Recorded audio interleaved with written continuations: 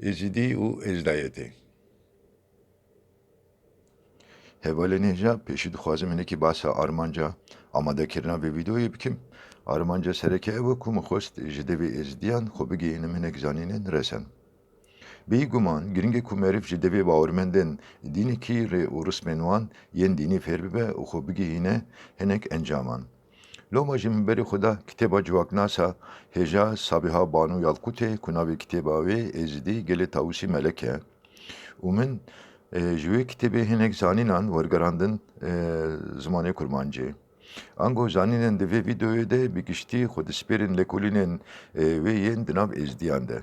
Wekî tê zanîn Sabiha Banu Yalkut bi salan di nav êzidiyan de jiyaye û li rê û rismên wan yên dînî hûr bûye. Ez ê vî dikim ku ev video bibe çavkaniyekê resen ji bo kesên ku dînê êzdayetiyê merak dikin.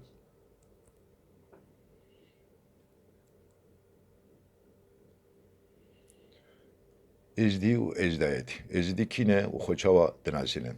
Ji roj re hatina ser rûyê erdê ta roja me ya îro mirovan xwestinê ku gerdûnê xwezayê û jiyana civakî şîrove bikin û bi sebebên pêhatî û bûyerên xwezayî û civakî bizanibin. Bêguman meriv dikare bibêje ku ev helwesta wan hê jî berdewam e. Lêgerîna mirovî a zanîna yên nenas bi mîtolojiyê dest pê kiriye. Di devra mîtolojîk tê gelek pêhatî û bûyer bi şîrovê metafîzîkî hatine ravekirin. Di devra mîtolojîk tê heyînên xwedayî û nîv xwedayî hene û gelek tişt bi mîtosan hatine şîrovekirin yan jî ravekirin. Piştî devra mîtolojîk devra dînî dest pê kiriye. Di devra dînî de zanayiyên mîtolojîk ciyê xwe ji zanayiyên dînî re iştine. Tevlîheviya ku di devra mîtolojîk de hatiye dîtin di devra dînî de ji holê rabûye û rêkûpêkiyekê xwedayê der. Dîn hem wekî zanyariyekê û hem jî wekî terzekî jiyana civakî derketiye holê. Piştî zanayiyên dînî devra felsefeyê rûdaye û felsefê bi rexnekirina zanayiyên dînî dest pê kiriye. Wekî lêgerînekî aqlî a mirovî hatiye pêjirandin. Devra piştî felsefeyê bêguman devra zanîstiye. Di vê devrê de jî pêhatî û bûyerên xwezayî û civakî bi nêrînekî pozîtîv hatine şîrovekirin. Meriv dikare bibêje ku ew dewr hê jî berdewam dike. Dema em bixwazin bi nêrînekî neterefkir lê zanayiyên dînî binêrin û binirxînin. Bêguman em tu carê nikarin bibêjin ku zanayiyên dînî zanayiyên mîsoger û teqezin. Mîsogeriya zanayiyên dînî li gor bawirmendan digohere û bawirmend wa difikirin û diparêzin ku zanayiyên dînê wan teqez û nagoherin. Çünkü zanayiya dînî dogmatîk e û nikare were rexnekirin yan jî gohertin. Nêrîna pîroz û dogmatîzm rê li rexneyan digirin û tevgerên li dijî din jî bi sûcê xwedênenasiyê tawanbar dibin. Lê awra zanistî ne awra ku rabe wekî bawirmendekî li bûyera dîn mêze bike.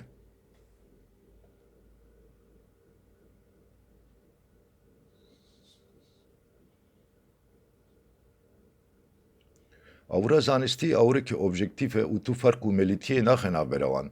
Bi tenê bi awrekî zanistî li bûyera dîn mêze dike. Ji ber vê çendê jî dema em bixwazin ku li zanayiyên dînekî hûr bibin, nabe ku em wekî bawirmendan lê vebikolin. Bawirmendekî dînê İslamê bêguman dê li gor zanîn û baweriyên xwe dînê xwe şîrove û rabe bike.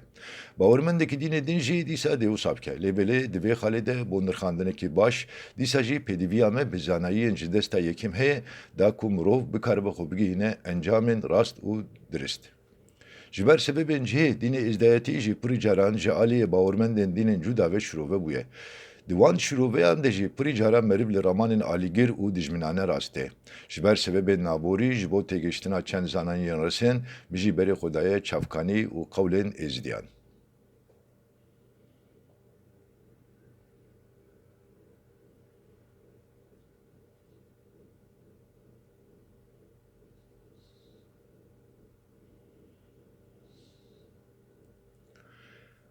Êzidî bi xwe behsa rê û rismên xwe yên dînî dikin. Yûnûsê Êzidî ku ji Mêrdînê wiha behsa dîn, rê û rismên dînê xwe dike. Xwedê tenê afranerê dinyayê ye. Lê bilê ne berdewamkarê dinyayê ye, ne çalaqe û li dinyayê mêze nake. Desthilatdarê îradeya Xwedê Tawusî Melek e û bi rêya reenkarnasyonê rehêwî Xwegandê, Şêxadî û pê re bûye yek. Tawusî Melek bi Xwedê re bûye yek û tu carê jê cihê nabe. Pêşî laşê ruh tune bû û Xwedê wiha xulqandiye. Rojekê Xwedê mustexwelê aniye û ji Tawusî Melekî xwestiye ku ji vê xweliyê laşekê biafirine. Li ser fermana Xwedê Tawusî melek du laşan aniyê holê ku ew jî Adem û Hawê bûne. Adem û Hawê li behiştê dijiyan. Di wê navberê de Xwedê Ademî dîtiye û pir ecbandiye.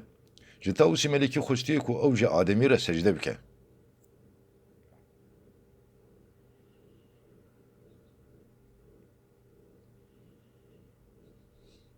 Tawusî melek nê zîviyekî nebûye wiha bersivê daye Xwedê. Ez ê çawa jê re secde bikim? Min wî jî wan xuliyên ku te dabû min afrand û te jî min jî ronahîya xwe afrandiye. Heçî min Ademî bi ronahîya me hecimand. Lê dîsa jî ev yek ne besî secdekirina wî ye. Xwedayê min, afranerê min, ez nikarim xeyal jî bikim ku tu ji min re secdeyê dikî. Lê belê Xwedê di fermana Xwedê xwedî biryar bûye. Piştî vê bersivê Xwedê Tawusî melek ji behiştê qewrandiye û wî şandiye dojehê ku cizayê xwe temam bike. Xwedê piştî vê bûyerê fikiriye û biryar daye ku neheqiyê li Tawusî melek kiriye. Bank lê kiriye û rûmeta wî lê vegerandiye. Tawusî melek ji nû ve bûye desthilatdar û gerînendekarê dinyayê. Di rastiyê de Xwedê wî ezmûn kiribû û bi vê biryara wî jî dilşad bûbû. Tawusî melek 7000 salan li dojehê cizayê xwe kişandibû û di vê xemgîniyê de bi hêsîrên çavên xwe ji xwe agirê dojehê jî temirandiye. Xwedî van gotinan bi navê Yunus êzdîyekî ji Mêrdînê ye û ji sala 1984 ve li Almanyayê penaber e û li wir dijî.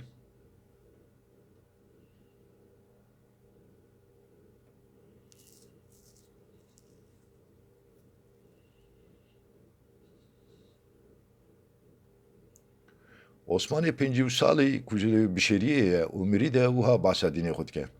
Hûn ji min bipirsin li gor min ji bo mirovekî ji nû ve hatina dinyayê çetir tiştek tune û ev yek girêdayîkirinên me ye.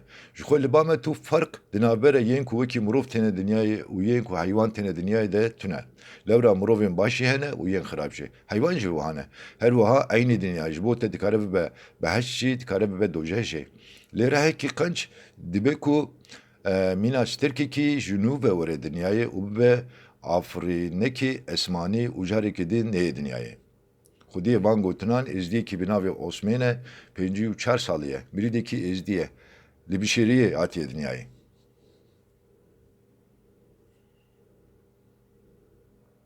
Li gor baweriya Silêman jî ku êzdiyekî ji Rojavayê Kurdistanê ye behişt û dojeh.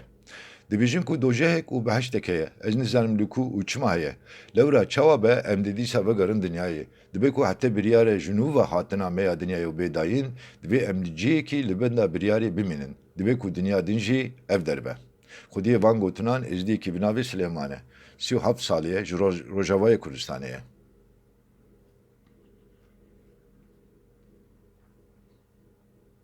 Salim jî dibêje heke ne Tawusî melek bûye. Xwedê dinyayê afrandiye. Tawusî melek jî bi fermana wî Adem û Hawê afrandiye. Adem û Hawê li behiştê dijiyan. Li ser rûyê erdê jî tiştek tune bû û rûerd bi tevahî vala bûye. Xwedê xwestiye ku li ser rûyê erdê jiyan hebe.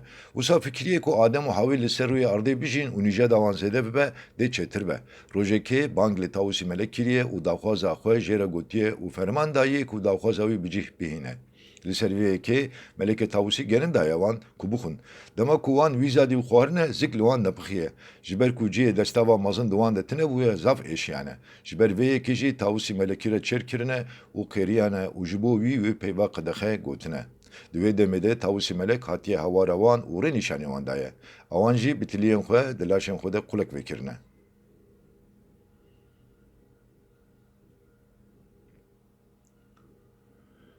Bi vê yekê re ew ji êşên xwe rizgar bûne û xurhet kirine. Lê bi vê yekê re jî mafê xwe yê jiyîna li behiştê jî wan da kirine. Lewra avêtiyên wan çepel bû û ciyê wan li behiştê nemaye. Ji ber vê yekê wan anîne dinyayê. Dema ku kul vebûne li vokên cinsî jî hatine afrandin. Dawî wekî daxwaza Xwedê çêbûye. Ew peyva ne başî di wê bûyerê de hatiye gotin. Loma gotina wê peyvê guneh e. Ez ji we dipirsim. Di navbera dilopek av û lehiyekê de çi ferq heye? Ma cevhera wan nemîna heve. Ez ferqê bibêjim. Ferq di qederê de ye. Bêyî avê jiyan nabe, av tune be ve hemû jiyan ziwa bibe û her çişt bimirin. Ji wê avê heke qederekî zêde were cem hev wê bibe lehî û dê mirov û heywan bixeniqin. Dirixt û av jî wê hemû bi avê ve biçin. Ango gotina min ew e ku hemû tişt meseleya qederê ye.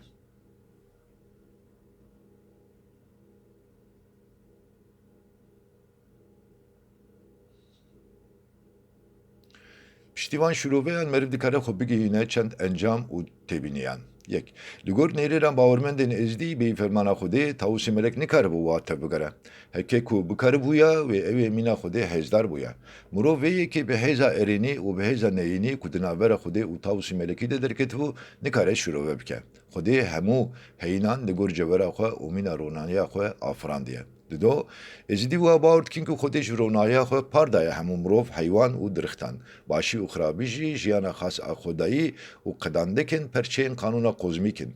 Ev her du bi hevrezanên dûrîdest ji hev ne cuda ne. Girêdayî hevin û yekkeriya afirîşê pek dihînin. Hemû tişt ji heman çavkanî hatine. Jiyan, mirin, xirabî û başê. Hemû çîz Xwedê cewhera mîna hevin. A girîng qedera wan e. Ango bawermendên Êzdî haq didine berxwedana Tawûsê Melekî ya li hemberî Xwedê. Dema ku gotiye Xwedayê min, ez bitênê ji bo ebdîtiya te fermana te bicihînayînim, dîsa li gor fermana Xwedê tevgeriyaye. Dîsa li gor baweriya Êzdiyan Xwedê herdem ji stûxwarkirinê jî hez nake. Di vê xalê de Tawûsê Melekî mûmîn û arif dibînin. Çimkî ew baweriya xwe bi yekkeriyê tînin û wa difikirin ku Tawûsê Melek bitênê xwestiye ku di yekkeriyê de bimîne.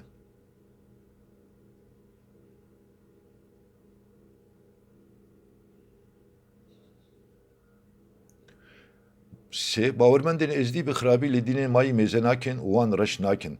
Ev helwesta wan a erênî rê li ber lê Xwedê derketina peyayên dînên din vekiriye. Mîxabin vê yekê jî wiha kiriye ku dînê Êzdayetî wekî dînekî lêhevatînî û eklektik were nirxandin. Çar, li gor dîtina hinek bawermendên Êzdî di Êzdayetî de doja tune. Di encama bêyevketinê re navenda cezakirinê heta hetayê bênatiyê ji holê rabûye.